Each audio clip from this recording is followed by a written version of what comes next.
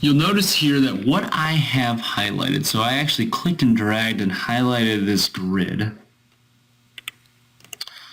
going to copy it, and it matches what's in the grid in my conversion right here. And so when I hit paste, that's what the grid should look like for this conversion to work. Generally, I like to go to my census and hit save.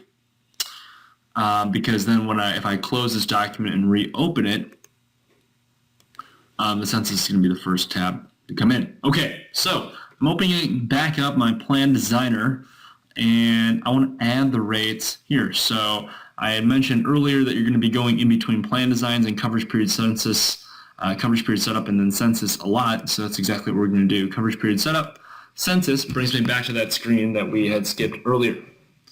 Conversion and import.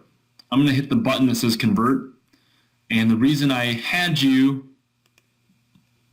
label it conversion is so the button actually matches the title of your document so you don't get mixed up. Right now it's mapping the rate table that you pasted over to that census, and when it's done doing that, it's actually going to spit out another Excel sheet here in the bottom left corner. If you're using Chrome, if you're using Internet Explorer, it's going to open up a dialog prompt, and you'll want to save as right away.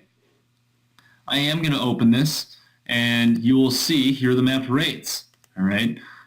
Couple notes on this. First, let's save it. I'm going to save it as. I'm pretty nitpicky on how to save it. I'm going to save it as CR to CR instead of conversion. I'm going to name it import. Save it to my desktop. All right. So one thing I want you to notice here, a few things actually, I'm sorry. The codes here, we had copy and pasted those directly from the Plan Designer. Those came through. You don't see the dependents because you're only going to see the employees here. Here are the mapped rates for the employees. And then the employees' dependents, the system also mapped and it also added them together to get the total dependent premium. Okay. Obviously, if you have multiple plans, you'll have multiple mapped columns here.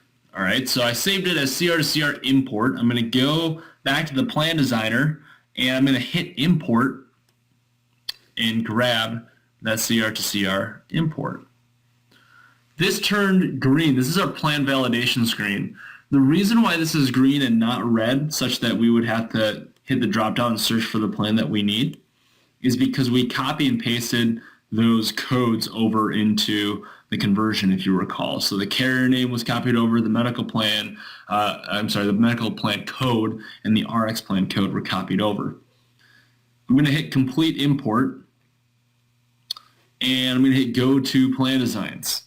And you'll notice here that the rates still aren't there, but all you actually have to do is hit premium. The rates have been imported. Here are the rates. Scroll to the bottom, hit enroll all.